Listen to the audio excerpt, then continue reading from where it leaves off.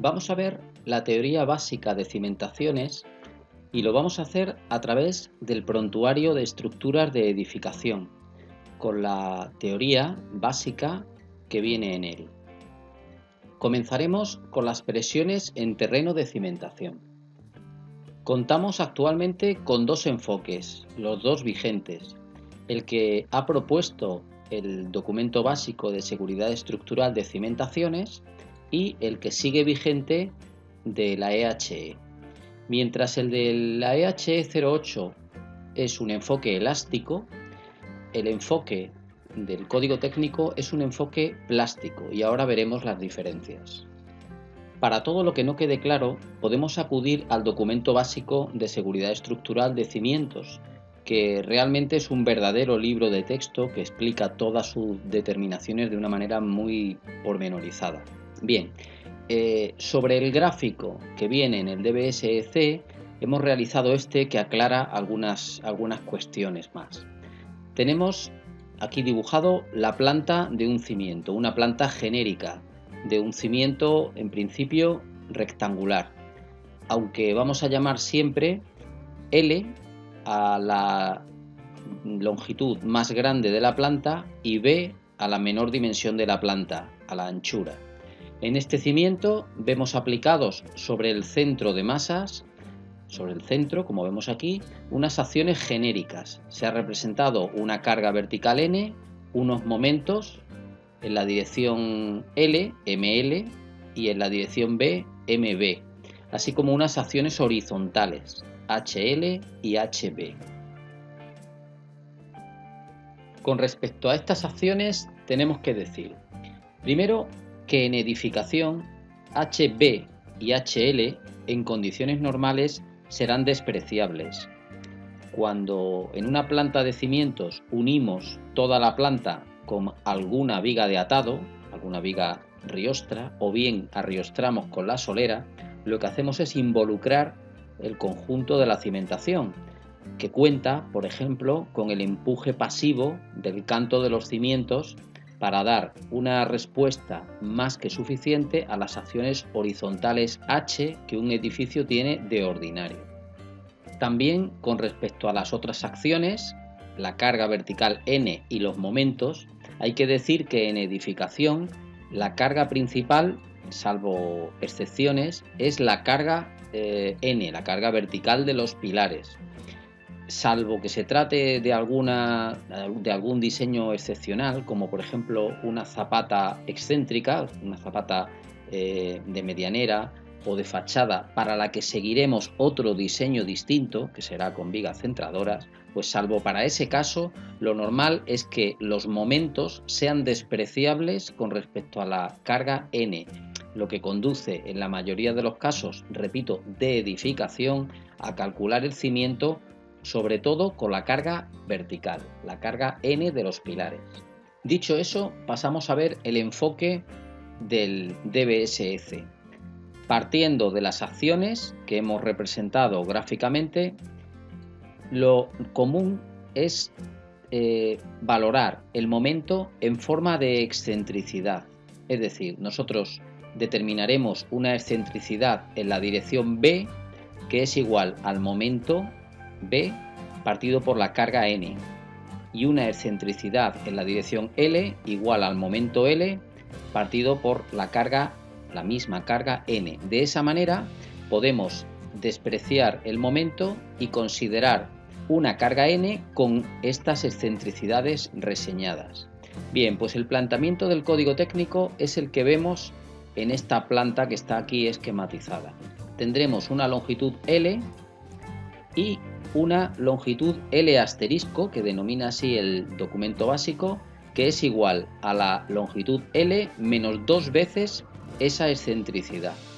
Y lo mismo en la anchura del cimiento. Partiendo de una anchura B, obtendremos una anchura B asterisco, que es igual a B menos 2 veces esa excentricidad en B.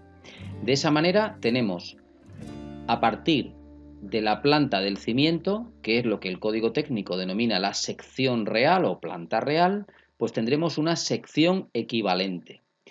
Pues entonces el planteamiento del DB es que podemos considerar una presión, aquí lo vemos en esta sección, uniformemente repartida de valor constante, pero aplicada en esa sección equivalente o reducida de esta manera que hemos explicado en este gráfico. Además, es muy importante esta consideración del dB que vemos aquí comentada, y es que en zapatas rectangulares se puede tomar como sección equivalente del cimiento la sección real, siempre y cuando la excentricidad sea menor de un veinteavo, que es algo muy común en edificación. Luego, en la mayoría de las ocasiones, lo que haremos es determinar las excentricidades a partir de los momentos y de las compresiones que nos dan, y si esas excentricidades son menores que un veinteavo, entonces, como vemos aquí, entonces podremos calcular repartiendo la carga vertical N en toda la superficie, en toda la planta del cimiento, despreciando por tanto los momentos o las excentricidades. Aquí podemos ver el dibujo en alzado del cimiento. Un cimiento, en principio centrado, con un pilar y una carga N excéntrica con esa excentricidad E, que puede provenir o bien de que el pilar sea excéntrico con respecto al centro de gravedad o bien de la existencia de un momento en esta dirección, igual a N por E. En cualquier caso, determinamos la carga N, la posición con esa excentricidad con respecto al centro de gravedad, y en ese mismo centro de la carga N es donde veremos aplicada la respuesta del terreno. La presión solicitada, en principio igual a la presión admisible, y teniendo en cuenta que deberá ser de valor constante, a diferencia del planteamiento que ahora vamos a ver de la EHE 08. El planteamiento de la EHE es el clásico, el que venimos manejando en la normativa española desde hace muchos años. Vamos a considerar un cimiento, aquí lo vemos, podemos tomar por ejemplo este dibujo, en el que tuviéramos un centro de gravedad, un pilar que transmite una carga y un momento. Y vamos a considerar también en la formulación el peso de la zapata, que hemos llamado P sub Z. Pues bien, en este caso, siguiendo la resistencia de materiales, lo podemos ver en esta fórmula. ¿Cuáles son las cargas verticales? Pues la carga N, carga vertical del pilar, y el peso de la zapata. Bueno, pues lo dividimos por la superficie de la zapata y obtenemos la que vamos a llamar Q sub 1, presión 1, que es una presión uniforme, de valor constante, en toda la superficie de la zapata. A su vez, tendremos, debido al momento flector, caso de existir ese momento flector, tendremos una presión Q sub 2, que es igual por elemental resistencia de materiales al momento partido por el módulo resistente, es decir, al momento dividido por el momento de inercia de la planta de la zapata dividido por la mitad de la longitud de la zapata, por L medios, que a su vez es igual a M partido por BL cubo dividido por 12 y a su vez por L medios. Al final operamos y nos queda que la presión Q sub 2 es igual a 6 veces el momento dividido por BL cuadrado, base por la longitud del cimiento al cuadrado. Todo esto, ya digo, por elemental resistencia de materiales. Explicado esto, entramos ahora en los dos dibujos de los dos casos que se pueden dar. En el caso 1 que tenemos aquí es cuando la carga N es mucho mayor que el momento, estableciendo como límite que la excentricidad igual a M partido por N sea menor o igual que L sextos, que la longitud del cimiento entre 6. Para ese caso hemos llamado aquí caso 1, tenemos un diagrama de distribución de presiones en el terreno trapecial, como vemos en este dibujo. Aquí vemos las presiones Q sub 1 uniformes, y como Q sub 1 es mayor que el valor Q sub 2, pues al sumar los dos gráficos da como resultado una distribución de presiones trapecial. Aquí tendremos este valor máximo o tensión de pico será Q sub 1 más Q sub 2 y el valor menor será la tensión mínima o presión mínima será Q sub 1 menos Q sub 2. Y por su parte en el medio tendremos el valor Q sub 1, que es este de aquí, el valor constante de la presión en la base del terreno de cimentación debido a la carga vertical N.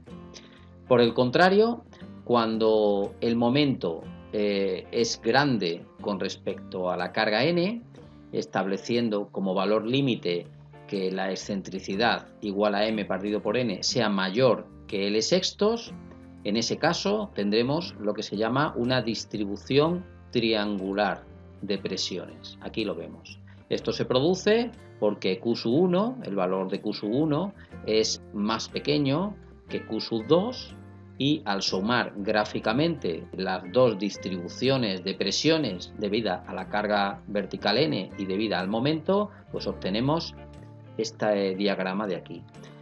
Para valorar este diagrama debemos conocer esta medida, es decir, la medida desde la presión máxima hasta el valor cero, que llamaremos L minúscula.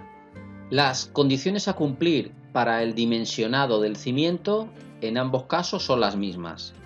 La presión admisible del terreno, es decir, lo que resiste el terreno, lo resistido por el terreno, tendrá que ser mayor o igual que Q sub 1, que es la presión solicitada. Esa es la primera condición.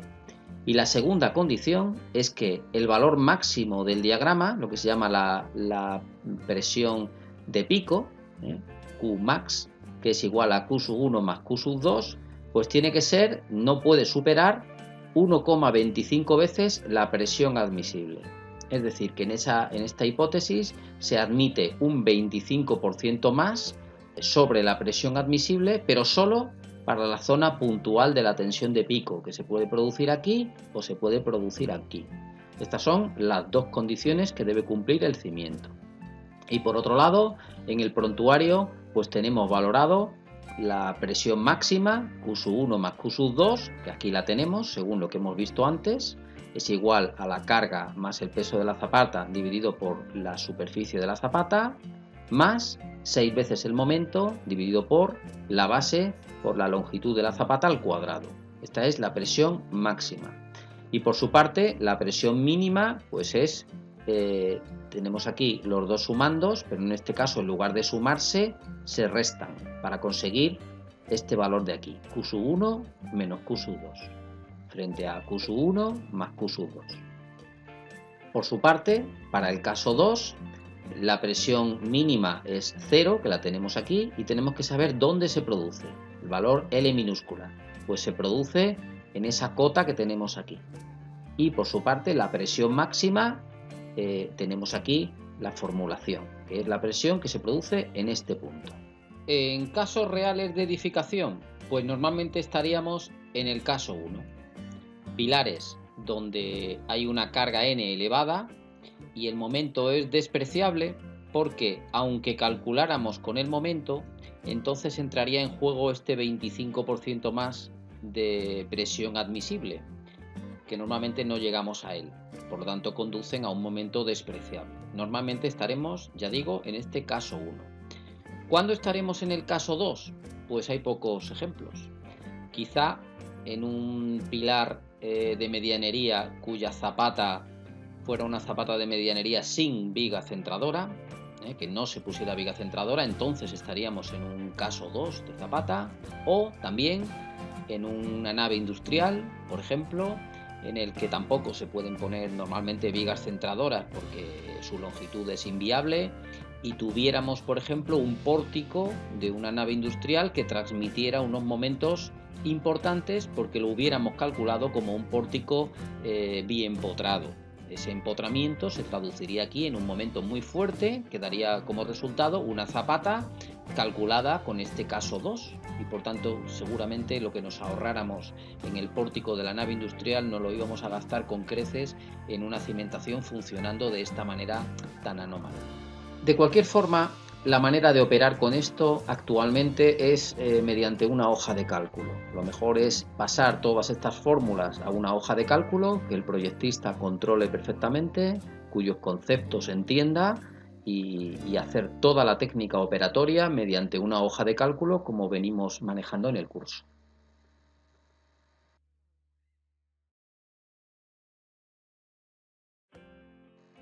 A continuación veremos las presiones admisibles del terreno. La presión admisible, lo que antiguamente se llamaba la tensión admisible, que el código técnico lo ha unificado como presión admisible a nivel de concepto. Antes veremos algunas cuestiones generales. Por ejemplo, los estados límite a los que calcularemos la cimentación, pues lo dice el documento básico de seguridad estructural de cimientos en el apartado 2.4. Hay una serie de estados límite últimos, que recordemos son los que ponen en juego la estructura por colapso o por rotura, que en este caso son el hundimiento del terreno, el vuelco y el deslizamiento, es decir, la pérdida de equilibrio de la propia estructura, la estabilidad global, que es un problema geotécnico, y la propia capacidad estructural del cimiento, es decir, el cálculo interno del cimiento para determinar sus armaduras a momento flector, cortante y lo que proceda. Y a su vez también tendremos unos estados límite de servicio, que el más importante son los asientos, el asiento del terreno, especialmente importante en los materiales arcillosos, en las arcillas. El planteamiento que hace el código técnico de los coeficientes de seguridad, de la seguridad estructural, pues la verdad es que es bastante sui generis, porque al final lo que ha hecho es adoptar un método clásico, un método no probabilista, aunque lo ha traducido en una serie de coeficientes que lo vemos claramente en esta tabla extraída del apartado de la tabla 2.1 del DBSEC, donde estamos viendo que bueno, ha colocado su bagaje de coeficientes de seguridad, coeficiente de seguridad de la rotura, del material, de estabilidad. Al final lo que vemos es que los coeficientes de seguridad son en su mayoría 1.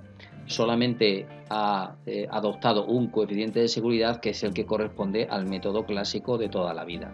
En definitiva, cuando nosotros calculemos una zapata al hundimiento, pues utilizaremos un coeficiente de seguridad de 3, que es más que un coeficiente de seguridad, un coeficiente de brutalidad, y consiste en dividir la carga de hundimiento por 3, lo que pues, supone aceptar una gran incertidumbre con respecto a las propiedades del terreno. Pero bueno, es lo que dice el DB. Con respecto a la estabilidad, al deslizamiento, nos va a pedir un coeficiente de seguridad de 1,5, como estamos viendo aquí. Con respecto al equilibrio a vuelco, pide un coeficiente de seguridad de 1,8, que lo hemos aquí metido como cálculo a vuelco en las acciones desestabilizadoras. Lógicamente ahí es donde pide un coeficiente 1,8. Y sin embargo, a aquellas acciones que sean estabilizadoras del propio cimiento, como por ejemplo el peso propio del hormigón, pues le aplicaremos una reducción de su peso de un 10%, que se traduce en un coeficiente de seguridad de 0,9. También en este apartado vamos a intentar dar explicación al caos que hay actualmente de unidades. Nosotros, por ejemplo, un terreno que resistiera los 2 kilos por centímetro cuadrado de toda la vida, pues ese valor es 0,2 newtons milímetro cuadrado. Por utilizar las mismas unidades, que son las que propugna el código técnico de la edificación, las mismas unidades que manejamos, por ejemplo, en resistencia de otros materiales como el acero y el hormigón. 0,2 newtons milímetro cuadrado, que son 0,2 megapascales, que a veces lo utiliza, por ejemplo, el DBSEC. Es lo mismo, newton milímetro cuadrado o megapascales. Estos 0,2 newton milímetro cuadrado corresponden a lo que en las normas antiguas eran 2 kilogramos fuerza o 2 kilopondios o 2 kilos directamente por centímetro cuadrado. Y estas unidades, lo mismo la nueva que las antiguas, son un poco inoperativas a la hora de hablar en dimensiones en metros de los cimientos. Entonces, los 2 kilos por centímetro cuadrado corresponden a las 20 toneladas metro cuadrado que utilizábamos antiguamente y a los 200 kilonewtons metro cuadrado que empleamos en la actualidad, para hablar de cargas de los pilares en kilonewtons y dimensiones de los cimientos en metros cuadrados. Vamos a ver primero un concepto importante, que es la diferencia entre la presión de hundimiento y la presión admisible. La presión admisible se obtiene a partir de la presión de hundimiento, que es la de rotura del material terreno, dividido por un coeficiente de seguridad. El coeficiente de seguridad lo obtenemos en la tabla 2.1 del DBSE-C, que hemos comentado anteriormente. Y la presión de hundimiento ahora veremos cómo la podemos obtener, en principio del apartado 432 del Código Técnico. Ahora bien, esta presión de hundimiento dividido por el coeficiente de seguridad nos puede dar lugar a unos asientos inadmisibles para el edificio. Puede ser tanto para la estructura como para los elementos constructivos, como por ejemplo los tabiques. Es decir, ¿qué engloba por tanto el concepto de la presión admisible? Pues engloba la presión de hundimiento, el coeficiente de seguridad y además unos asientos admisibles. Tenemos distintos casos. Por ejemplo, en roca está claro que la presión de hundimiento dividido por el coeficiente de seguridad nos da la presión admisible, porque el asiento es despreciable en roca. En determinados tipos de terrenos, como los arenosos o las gravas, también nos encontramos en las mismas circunstancias con carácter general. La presión de hundimiento en ese tipo de terreno, arenas o gravas, dividido por el coeficiente de seguridad de 3, como hemos visto anteriormente, nos da ya una presión admisible, puesto que los asientos o son pocos o, como el terreno drena con facilidad, se producen antes de la ejecución de la estructura, de que termine la ejecución de la estructura.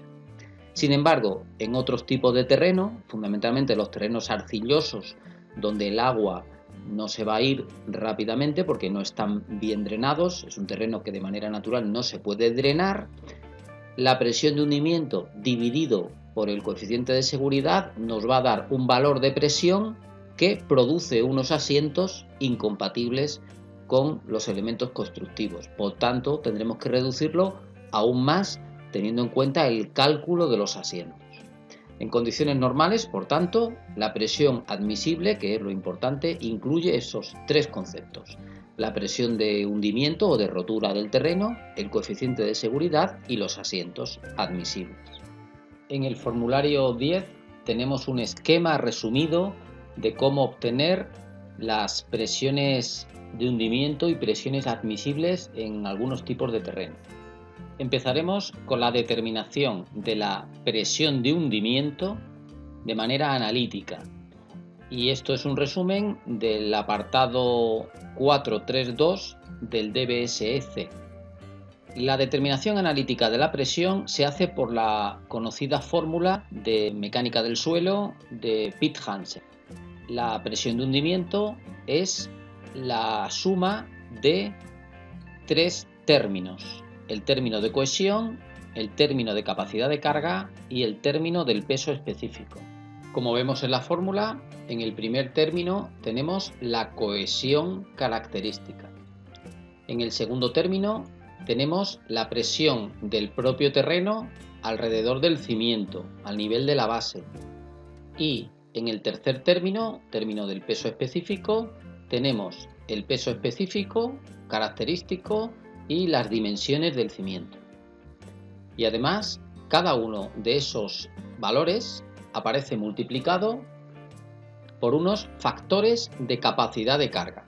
N, el primero el de la cohesión, N sub C, el segundo el de la capacidad de carga, N sub Q, y el tercero el correspondiente al peso específico, N sub gamma. Bien, pues necesitamos tener todos los parámetros, introducirlos en la fórmula para obtener la presión de hundimiento.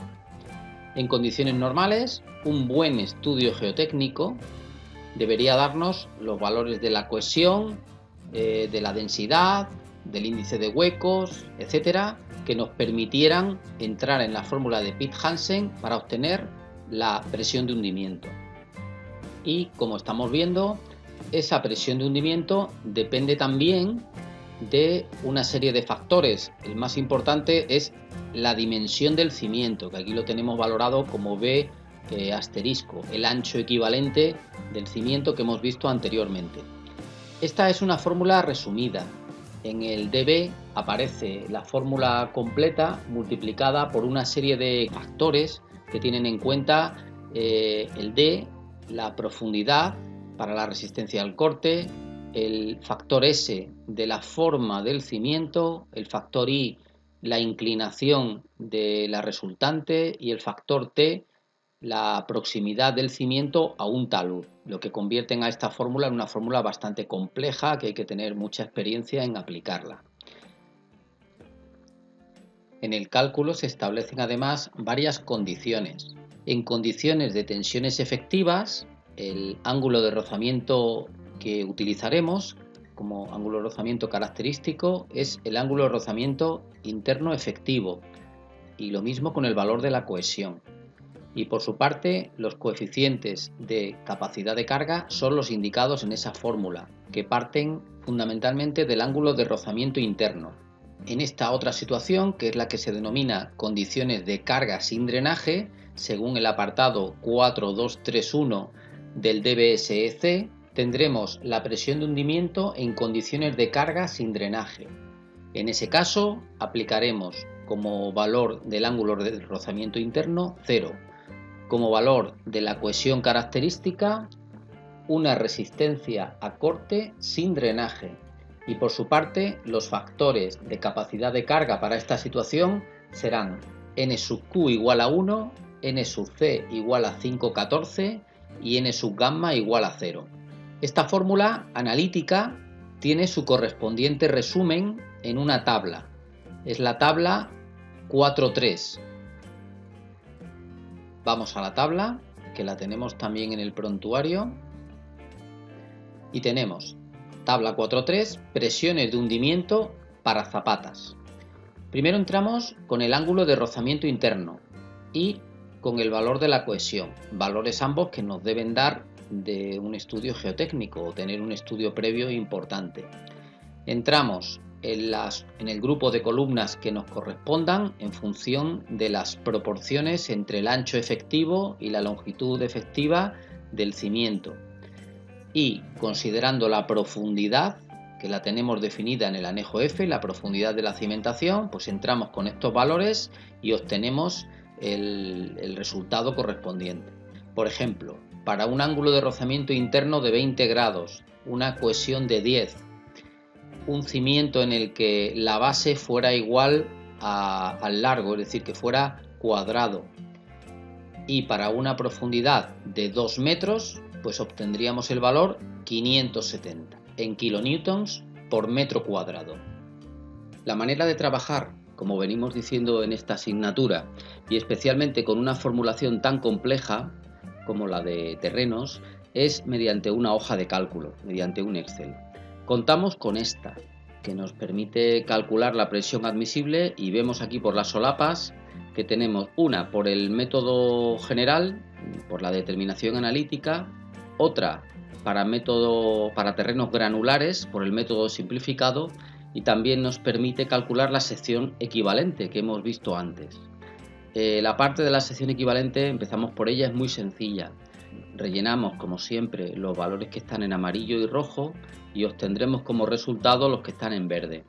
Por ejemplo, imaginemos que tenemos un axil de compresión de 2000 kilonewtons con un momento en una dirección de 300 kilonewton metro, y en la otra dirección lo mismo, de 300 kilonewton metro. Y para un cimiento que tuviera 2 metros por 2 metros. Bien, pues nos ofrece como resultado que debemos considerar unos 70 metros en la dirección L y también unos 70 metros en la dirección B, porque la zapata es cuadrada. Sin embargo, otro caso, imaginemos que los momentos son menores, que los momentos son, por ejemplo, 50 y 50. Pues en este caso no se alcanza un veinteavo del lado de la zapata y por tanto estamos viendo aquí que el valor es 0. Nos está diciendo que puede ser desconsiderada la excentricidad, el momento. Bueno, es un pequeño programa, una subrutina que nos permite calcular lo mismo que hemos visto antes a mano. Pero vayamos con la presión admisible, que es lo que nos ha traído. En esta pestaña tenemos la formulación que hemos visto antes, ahora completa con todos los índices, extraída directamente del DB, y vienen por defecto en el programa dos tipos de suelos, de terrenos mejor dicho, un terreno granular y un terreno cohesivo. Y los valores que vienen como dato son bastante representativos. Por ejemplo, se ha calculado, podemos verlo aquí en ancho equivalente y longitud equivalente, se ha calculado para una zapata de 2 por 2 metros y la misma en suelo cohesivo. En el primer caso, en suelo granular, tenemos valor de la cohesión, 0. Tanto en las gravas como en la arena no hay arcilla, por lo tanto no hay resistencia debida a la cohesión. Sin embargo, podemos ver que tenemos un ángulo de rozamiento interno moderado, de 33 grados. La resistencia en las arenas y gravas, en los suelos granulares, viene del ángulo de rozamiento interno. Y también se ha calculado para una profundidad de firme, aquí lo estamos viendo, de 80 centímetros, que puede corresponder al canto del cimiento. En suelo cohesivo, por el contrario, pues se ha utilizado un valor de la cohesión, de aquí lo estamos viendo, de 28 kilonewton metro cuadrado, y un ángulo de rozamiento interno más pequeño, de 24. A la derecha se han reunido en esta tabla algunos valores de referencia y esto es importante, algunos se han extraído del DBSEC, en concreto de la tabla D27 y de la tabla D26, y también se han extraído algunos datos que los vemos aquí abajo del documento de aplicación a viviendas, que es un documento complementario del código técnico que nos da algunos resultados interesantes. Bueno, pues en el conjunto de las dos tablas tenemos algunos valores para introducir en este programa o para comprobar lo que nos salga. Por ejemplo, tenemos para terreno natural distintos materiales, grava, arena, limo y arcilla, pues datos de las propiedades ingenieriles del terreno. El peso específico aparente, el ángulo de rozamiento interno y el peso específico saturado. Estos valores, a falta de unos valores más precisos que nos diera un estudio geotécnico, pues podemos introducirlos aquí y hacer algunas comprobaciones, por lo menos a nivel de precálculo. A raíz de estos datos, como estamos viendo, tanto en suelo granular como en suelo cohesivo, el programa calcula los coeficientes de empuje, y aquí los tenemos. Los coeficientes de empuje son los parámetros para calcular los factores de cohesión, sobrecarga, etc. Y a continuación tenemos los distintos términos. El término de cohesión, el término de sobrecarga y el término de peso específico de las fórmulas de Pitt-Hansen. Y podemos ver, por ejemplo, el terreno granular, que es el que está en esa columna, pues debido a la cohesión suma 0 de resistencia porque no tiene cohesión. Debido al término de sobrecarga suma 375 kilonewton metro cuadrado. Y debido al peso específico suma 439 kilonewtons metro cuadrado. En cambio, el terreno cohesivo, la mayor parte de la resistencia, aquí lo estamos viendo, 541, lo suma debido al término de cohesión. Menos debido al término de sobrecarga, 138, y también menos debido al peso específico, siguiendo la formulación. En resumen, la presión de hundimiento, aquí lo estamos viendo, es la suma de esos tres. El terreno granular suma una presión de hundimiento de 815,69, mientras el terreno cohesivo suma 782,77. Nos han salido, a partir de estos datos, valores similares, pero tenemos que tener muy en cuenta que son terrenos muy distintos. Mientras uno obtiene esta resistencia por el ángulo de rozamiento interno y con cohesión 0, el otro lo obtiene gracias a la cohesión.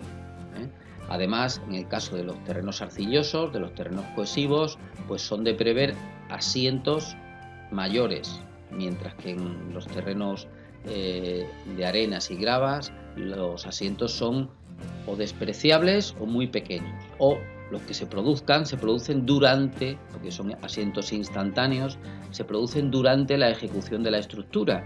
Eso quiere decir que cuando la estructura entra en carga, el asiento prácticamente ha desaparecido. Bien, al final, recordemos que estamos calculando la presión de hundimiento. Nosotros hemos de calcular con la presión admisible y para ello hemos de dividir por un coeficiente de seguridad. Aquí lo tenemos, el coeficiente de seguridad que ya hemos visto en otro apartado del código técnico, que es 3. Dividimos, por tanto, 815,69 entre 3 y 782,77 entre 3. En definitiva, hemos obtenido una presión admisible, y ya hablando en newtons milímetro cuadrado, de 0,27 para este terreno de arena o grava y de 0,26 para este terreno cohesivo. Y muy importante lo que dice aquí al final. Esta presión no tiene en cuenta los asientos. En el caso de arenas, el asiento que se pudiera haber producido queda metido dentro del coeficiente de seguridad de 3. En el caso del terreno cohesivo, puede que no. Entonces, habría que comprobar esta presión de 0,26 a ver si produce asientos o no.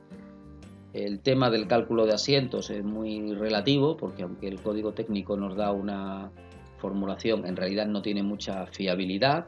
Entonces, una cosa que se suele hacer es utilizar un coeficiente de seguridad un poco mayor. Se puede utilizar 4, se puede utilizar 5, a falta de un estudio de asientos más preciso. Volvemos de nuevo al prontuario para ver en esta ocasión la formulación que ofrece el documento básico de cimentaciones para el cálculo de la presión admisible en suelos granulares por el método simplificado. Debemos centrarnos. Para empezar, no es la presión de hundimiento, es la presión admisible, es decir, el valor que vamos a obtener ya trae incorporada tanto la seguridad como los asientos, ¿de acuerdo? Esto solamente lo ofrece el DB para suelos granulares, es decir, arenas y gravas, y además es un método simplificado, entendiendo que es una simplificación de la fórmula de Pitt-Hansen que hemos visto anteriormente. Se obtiene además de manera experimental y basada en un ensayo, que es el ensayo SPT. El ensayo SPT es el ensayo de penetración estándar. Sus siglas vienen del inglés Standard Penetration Test. Aquí lo podemos ver en la norma UNE que lo regula. Lo importante de este ensayo, aunque podemos consultar toda la documentación, es tener muy claro que es un ensayo de dureza del material y a partir de esa dureza se obtiene una resistencia. Es decir, es parecido a lo que hacemos en el hormigón con un esclerómetro. El esclerómetro lo que nos da es el resultado de dureza superficial del hormigón o de una probeta, y a partir de ese valor, por experiencias, obtenemos un valor de resistencia. Pero son dos propiedades distintas. Una cosa es la dureza y otra cosa es la resistencia. Por tanto, este sistema tiene muchas limitaciones. Solo lo podemos aplicar dentro del ámbito de aplicación. ¿Y cuál es el ámbito de aplicación de la norma? Pues lo leemos, que aquí lo tenemos. El ensayo de penetración estándar se utiliza principalmente para determinar los parámetros de resistencia y de deformación en los suelos sin cohesión. Esto es lo que dice la norma original americana. Sin embargo, en la norma española ha añadido, aunque se pueden obtener algunos datos de interés en otros tipos de suelo. Pero estos datos de interés no son la resistencia. Son solamente, por ejemplo, conocer la profundidad a la que se encuentra la roca, conocer la profundidad a la que esos otros terrenos tienen una mayor dureza superficial. Es decir, este ensayo para obtener resistencia fuera de lo que son arenas y gravas no tiene sentido. Solamente tenemos que aplicarlo en ese ámbito de aplicación que es el que nos dice la norma. El resultado del ensayo SPT es, por tanto, según esta norma UNE de aplicación en España, el número de golpes necesario para introducir el aparato de ensayo una determinada medida en centímetros. La formulación del DBSEC lo que nos pide es el NSPT, el valor medio del ensayo SPT en una zona determinada, y ese valor nos lo va a dar el estudio geotécnico.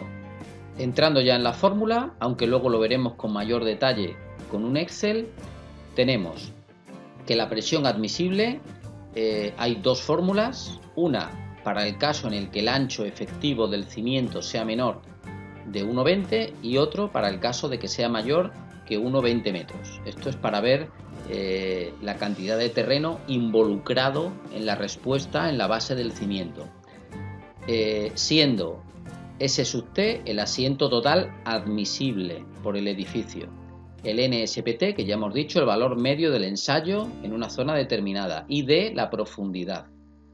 En cualquier caso, 1 más D partido por 3B asterisco tiene que ser siempre menor o igual a 1,3.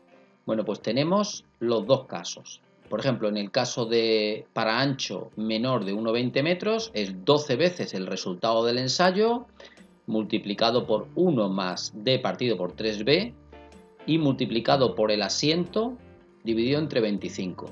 Todo ello utilizando kilonewtons y metros. También apartado del DBSEC, que es el 433, nos da una tabla, la tabla 44, que es la aplicación de esto mismo, pero en lugar de utilizar la formulación, utilizando unas tablas. Aquí tenemos la tabla, que la podemos ver en el prontuario, pero ya digo que es la tabla 44 del DBSEC.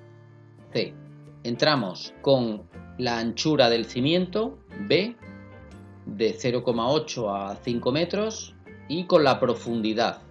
También tenemos que tener en cuenta el asiento admisible, y con estos valores podemos obtener de una manera muy aproximada la presión admisible del terreno. Siempre para un N de 10. La presión se obtiene en kilonewton metro cuadrado. Es una tabla que da unos saltos muy grandes en la que habría que interpolar, por eso se propone utilizar mejor el Excel, como vamos a ver ahora. Vamos a la hoja de cálculo, que sigue un esquema parecido al que hemos visto anterior para la presión admisible por el método analítico. Tenemos primero la formulación del dB, por si tenemos alguna duda, y nos ofrece aquí a la derecha una tabla que nos vale como referencia. Son unos ejemplos obtenidos del documento de aplicación para viviendas del SEC, de la tabla 3.1. Ahí nos dice que el NSPT en gravas muy densas está alrededor de 40, sin embargo en gravas densas o arenas muy densas 25, gravas sueltas y arenas medias 10 y para arenas sueltas menor que 10. Esto nos da una referencia si no tenemos estudio geotécnico o a veces incluso para comprobar los resultados que nos pudiera ofrecer un estudio geotécnico. Bien, los datos están en estas casillas amarillas como siempre y aquí se ha introducido un caso con un NSPT de 30, es decir, 30 golpes para entrar en el terreno el útil del ensayo SPT 15 centímetros. Tenemos un ancho efectivo del cimiento de 1 metro, una profundidad de, vamos a ponerle 0,8 metros, que podría ser el canto de la cimentación, y un asiento total admisible que en este caso se va a colocar 10 milímetros. Recordemos que, por ejemplo, si tenemos una distancia entre pilares de 5 metros y el asiento admisible es de L partido por 500, pues 5 metros dividido entre 500 nos da 10 milímetros. Puede ser un valor de referencia. Bien, pues a partir de estos datos obtenemos, por la formulación que hemos visto, una presión admisible en kilonewtons metro cuadrado de 182,40, es decir, 0,18 newtons milímetro cuadrado. Importante, una vez más, que se trata de una presión admisible, es decir, que esta formulación del dB considera aquí incluido en este valor tanto el coeficiente de seguridad de 3 como los asientos. Por lo tanto, podemos calcular directamente con 0,18. Digamos que es un valor relativamente bajo porque se han utilizado unos parámetros muy conservadores. Volvemos al prontuario, al formulario, para terminar con la presión admisible en roca. En los distintos tipos de rocas, ígneas, metamórficas, sedimentarias, ahora veremos la clasificación. Lo que hace el documento básico de cimientos es remitirse mejor a la tabla D25 del anejo D. Ahí vienen unos valores que son unos valores prudentes y que tienen en cuenta un coeficiente de seguridad de 3 y los asientos que en roca en condiciones normales son despreciables o nulos. Estos valores los podríamos calcular también mediante ensayo, lo que pasa que serían ensayos de rotura de probetas de rocas extraídas con probeta testigo, y ese valor, que es altísimo en la mayoría de las rocas, luego habría que corregirlo en función de la meteorización de la roca, del estado del macizo rocoso, etc. Pero en general lo más prudente es adoptar el valor del lado de la seguridad de la tabla D25, como estamos viendo. Si hay una tabla especialmente importante en el DBSE de cimientos, es la tabla D25, de presiones admisibles a efectos orientativos, que así se llama. Vamos a utilizar la tabla para hacer un resumen de lo que hemos visto en este videotutorial. Tenemos que hablar, por un lado, de la presión admisible distinta de la presión de hundimiento, como hemos visto, porque la presión admisible tiene en cuenta los asientos y el coeficiente de seguridad. También hemos hablado de que en terrenos con carácter general podríamos obtener la presión por métodos analíticos. Hemos hablado de que hay un método simplificado, pero es exclusivo para terrenos de arenas y gravas, es decir, terrenos sin cohesión. Hemos hablado de un procedimiento para las rocas. También hemos visto que los números los debemos hacer mejor, de una manera más operativa, con un Excel, y hemos hablado de distintos parámetros ingenieriles y de estudio geotécnico. Bien, pues vamos a hacer un resumen sobre la propia tabla D25. Vemos que esta tabla, como estamos viendo aquí, distingue los terrenos. En rocas, son rocas, las rocas ígneas y metamórficas, como el granito, por ejemplo, el basalto, en rocas canarias sobre todo, que es donde más rocas volcánicas hay. Rocas metamórficas, esquistos, pizarras, rocas sedimentarias, rocas arcillosas que estén sanas, diaclasadas, calizas, areniscas, etc. Todo esto son rocas a los efectos de aplicar el DBSS. Luego tenemos los suelos granulares, que se caracterizan por una composición determinada, pero básicamente a efectos de mecánica del suelo, de geotecnia, los suelos granulares se caracterizan porque no tienen cohesión, por lo tanto le falta la resistencia a la cohesión, y se dividen en gravas y arenas, más o menos mezcladas, más o menos densas, más o menos sueltas, según la clasificación que viene aquí. Tenemos los suelos llamados finos, que básicamente son, como estamos viendo, los llama finos la norma, pero estamos viendo que son arcillas o arcillas y limos. Arcillas duras, arcillas muy firmes, arcillas y limos blandos y arcillas y limos muy blandos. Por lo tanto, repetimos, roca, terrenos granulares y terrenos de arcillas y limos, que son los que tienen cohesión. Su resistencia se basa fundamentalmente en la cohesión. En estos terrenos finos es donde más problemas de asientos podemos tener.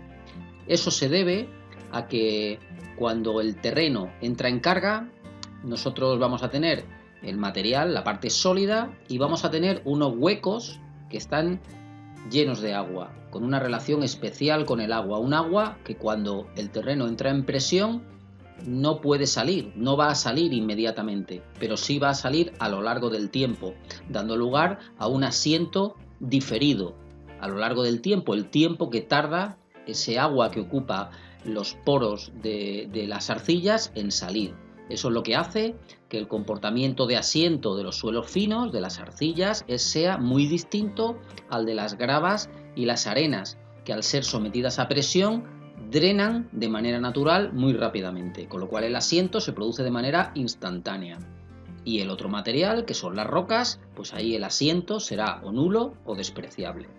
Por lo tanto, a la hora de obtener la presión admisible, porque esta tabla los valores nos los da en forma de presión admisible, influyen estos factores, sobre todo el asiento, además del coeficiente de seguridad de 3.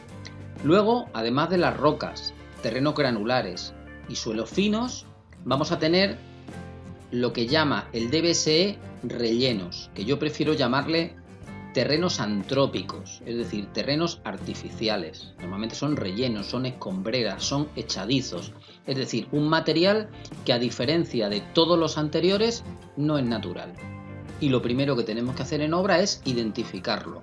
Cuando veamos que tenemos en el solar un terreno que no tiene una estructura natural, es decir, ha sido objeto de un tratamiento antrópico, se ha movido, o bien un suelo artificial, un relleno, un echadizo, tenemos que automáticamente tratarlo con mucho cuidado porque hemos quedado fuera de esta tabla. Y como vemos aquí, lo que nos pide es un estudio especial. Necesitaremos un estudio geotécnico muy preciso. Esto hay veces que se da. Podemos tener un solar donde una parte del mismo tenga un relleno. Y entonces eso es incluso peor que si todo el solar fuera un relleno, porque se van a dar lugar a asientos, a lo que se llama una cimentación heterogénea, en el que hay una parte de la cimentación que a lo mejor está en arcilla y tiene una respuesta como esta que viene aquí, y otra parte que va a desarrollar un asiento importante. Normalmente en los rellenos lo que se acaba es por hacer una cimentación completamente distinta a la que estamos viendo aquí.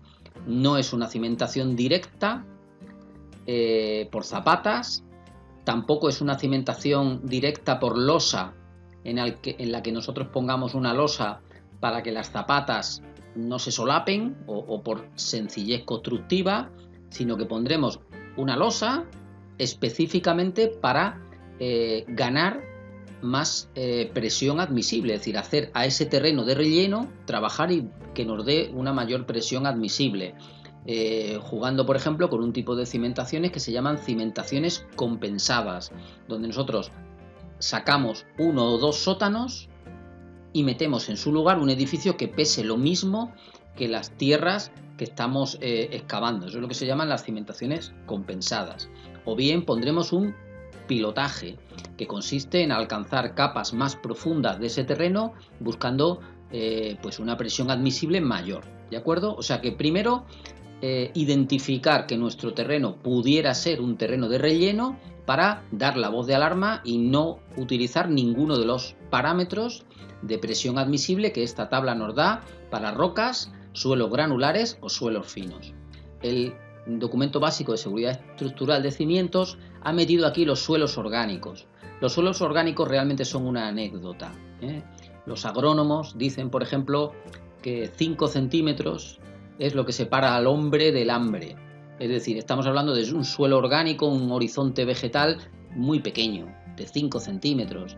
A lo mejor en las zonas más ricas de España podemos encontrar suelos, horizontes agrícolas de 20-30 centímetros, pero en cualquiera de los casos ese nivel de suelo orgánico desaparece en el momento que hacemos una excavación porque siempre tiene un espesor inferior al canto de las zapatas. Por lo tanto, los suelos orgánicos son una anécdota que a lo mejor no tendría ni que venir en esta tabla.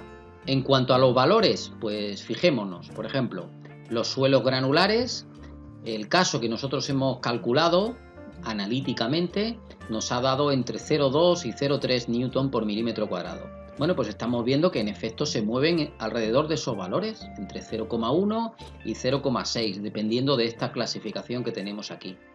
Y para determinar si se trata de gravas con arena más mezcladas, pues lo mejor es tener un estudio geotécnico que tenga como mínimo una clasificación de Casagrande del suelo para tener más datos y entrar aquí. En cuanto a los suelos finos, pues lo mismo. Tenemos arcillas que se mueven entre los 0,3 y 0,6 y luego arcillas muy malas o limos, arcillas y limos blandos que tienen unas presiones admisibles muy bajas. Y repetimos por enésima vez, cuidado con los asientos. Normalmente los suelos finos tienen problemas de asientos. Por eso la presión admisible que viene aquí es tan baja, porque tiene en cuenta ese condicionante. Vamos a los valores de las rocas y aquí estamos viendo que en lugar de ser 0,2, 0,4, pues tenemos valores de 1 a 4 en el caso de rocas sedimentarias. Estamos hablando de pizarras, por ejemplo.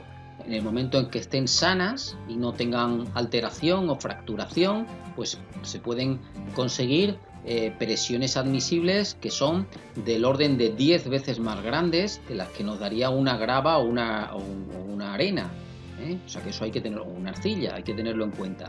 Y se puede llegar a valores del orden de 10 newtons milímetro cuadrado, 10 megapascales, como por ejemplo para el granito.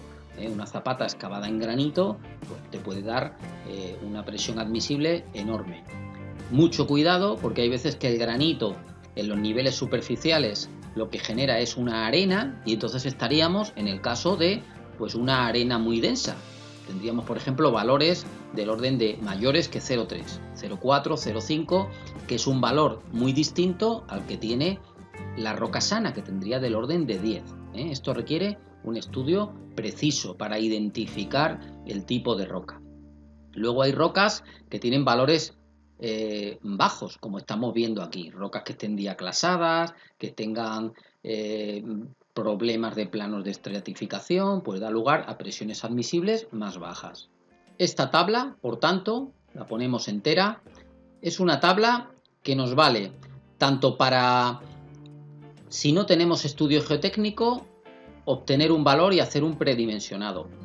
Si nos dan un estudio geotécnico, comprobarlo. Hay muchas veces que el estudio geotécnico se cura en salud y bueno, pues es preferible que sea el proyectista el que se cure en salud a partir de todos los datos. Hay veces que un estudio geotécnico te da unas presiones extraordinariamente bajas y hay que mandarlo revisar, porque a lo mejor es tan prudente que no tiene sentido, pues hay que revisarlo. Y bueno, cuando calculemos analíticamente, pues nos da un valor que nos sirve de referencia. Por tanto, para comprobar estudios geotécnicos como valor de referencia del cálculo para no perdernos y para hacer predimensionados de proyectos básicos, de cálculos básicos, por ejemplo. Vamos a hacer un repaso de otras tablas del DBSC, anejo D, que tenemos extractadas en el prontuario. Tenemos la tabla 4.3 que hemos consultado anteriormente con las presiones de hundimiento para zapatas. Tenemos la tabla 4.4 de presiones admisibles en suelos granulares.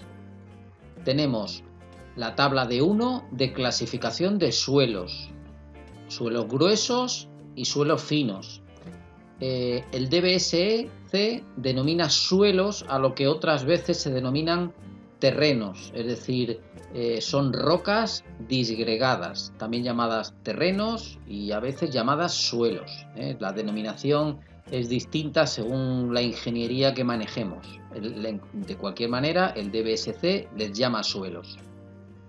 También tenemos la tabla D4 con la clasificación de rocas sedimentarias, metamórficas, plutónicas y volcánicas, con cada uno de los nombres que reciben. Tenemos también una tabla de 5 auxiliar que nos sirve para identificar el grado de meteorización de las rocas según el ISRM, con un criterio de reconocimiento. Tenemos la tabla D23, con valores orientativos del índice del ensayo SPT, que vemos en esta columna, con la resistencia a compresión simple de distintas rocas y suelos y con el módulo de deformación, mal llamado módulo de elasticidad de estos materiales. Tenemos la tabla D25 que hemos comentado ampliamente, la tabla D26 que nos da valores orientativos de densidades, tanto de peso específico saturado como de peso desecado, de gravas, arenas, limos y arcillas. Tenemos valores de propiedades básicas de terrenos de arenas, gravas, limos, arcillas, rellenos, etc., en cuanto al peso específico aparente y el ángulo de rozamiento interno. La tabla D29, donde se obtiene un valor de referencia orientativo del módulo de balasto, el K30, para distintos tipos de suelo. Esto vale para cimientos de conjunto, por ejemplo losas, zapatas combinadas, cimientos flotantes, calculados de manera flotante. Y terminaremos este video tutorial con los asientos que tenemos en el formulario 11 dentro del prontuario. Lo más importante de los asientos es que una vez que hemos adoptado en el cálculo una presión admisible que hace que no se produzcan, podemos obviarlo, pero es necesario tener algunos conceptos sobre estos asientos. Tenemos aquí un resumen del CTE-DB SC apartado 243. Vemos en este gráfico dos zapatas en alzado, separadas sus centros de masas, en principio los pilares de estas zapatas, una longitud L, hemos llamado L sub AB, L desde el punto A al punto B. Se ha representado gráficamente un asiento en A, S sub A, y un asiento en B, S sub B, que aquí vemos acotado. Bien, pues lo importante, a efectos de conceptos de asiento, es la diferencia de asientos que se produce entre A y B, es decir, esta distancia que vemos aquí. Es la diferencia entre el asiento en B y el asiento menor en A. Esa diferencia es la que importa. Es lo que el documento básico llama erróneamente asiento diferencial. Un diferencial es otra cosa. Es mejor denominarle diferencia de asientos o delta SAB, diferencia entre SB y SA. Pero lo importante es valorar esa diferencia de asientos no de manera aislada, sino en relación con la distancia L sub AB que hay entre los dos cimientos. Entonces, esto es lo que se llama distorsión angular. La distorsión angular es esa diferencia de asientos dividido por la distancia entre los dos cimientos. Y a su vez hay un tercer concepto muy a tener en cuenta, que está regulado por este apartado del DB, que es la inclinación. La inclinación o pérdida de verticalidad, aquí la vemos representada gráficamente, en general influye poco en los edificios, salvo que se trate de edificios muy esbeltos, tipo torre. Quizá la inclinación más conocida de la historia de la arquitectura es la Torre de Pisa, que sufre este fenómeno, una diferencia de asientos que provoca una distorsión angular en un edificio muy esbelto, donde esta inclinación es un valor importante a tener en cuenta. En este otro gráfico, también del mismo apartado del DB, se representa la carga, el asiento en el tiempo, para definir el asiento inicial y los asientos de consolidación. Funciona de la siguiente manera. Supongamos que se carga desde el valor 0 de manera creciente hasta un determinado valor, que coincide en el tiempo con el tiempo de construcción del edificio. Y a partir de ahí, una vez construido el edificio, pues la carga se mantiene constante, se entiende que es el peso del edificio. Eso es lo que está representado en la carga. El asiento que se produce debido a esta carga, pues va creciendo con una curva hasta un determinado valor. Bien, pues este valor, hasta el fin de la construcción del edificio, es lo que se acota como asiento S1 o asiento inicial. En condiciones normales, sin variar la carga, el asiento puede aumentar un determinado valor, dependiendo del tipo de terreno. Es lo que se llama el asiento de consolidación primaria. Mientras el asiento 1 se produce en el momento de aplicar la carga y en terrenos arenosos y rocosos es aproximadamente el asiento total. Sin embargo, en arcillas saturadas, el asiento de consolidación primaria se produce a medida que se va realizando el drenaje a lo largo del tiempo, debido a la presión ejercida por el propio cimiento. Finalmente, el asiento de consolidación secundaria o de consolidación segunda tiene que ver con la fluencia y con la viscosidad y es más complejo.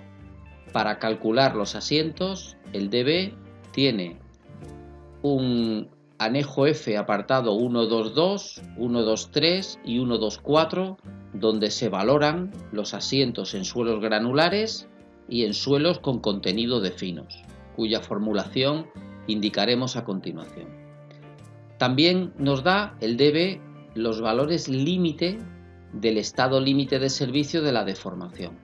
Son unos valores de 1,300 de la distancia entre cimientos, habitualmente es 1,300 de la luz, distancia entre pilares, o L500, o L700, L1000, L2000, según se trate de distintos tipos de estructuras. Estructuras isostáticas y muros de contención pide un 300avo.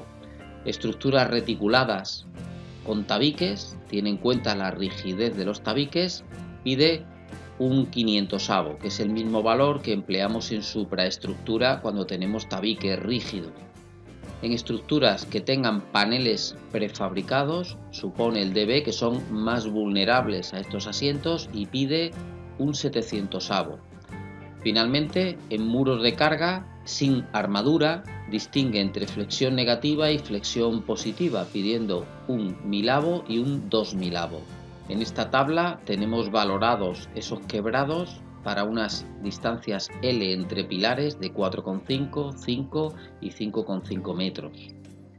Para terminar, nos remitimos al prontuario, anexo F, apartado 122, apartado 123 y apartado 124 que hemos citado anteriormente, para calcular los asientos en suelos granulares con partículas de más de 20 milímetros que tengan menos del 30% en peso, con partículas de más de 20 milímetros que superen el 30% en peso y para asientos con mucha cantidad de finos mayor que el 30%.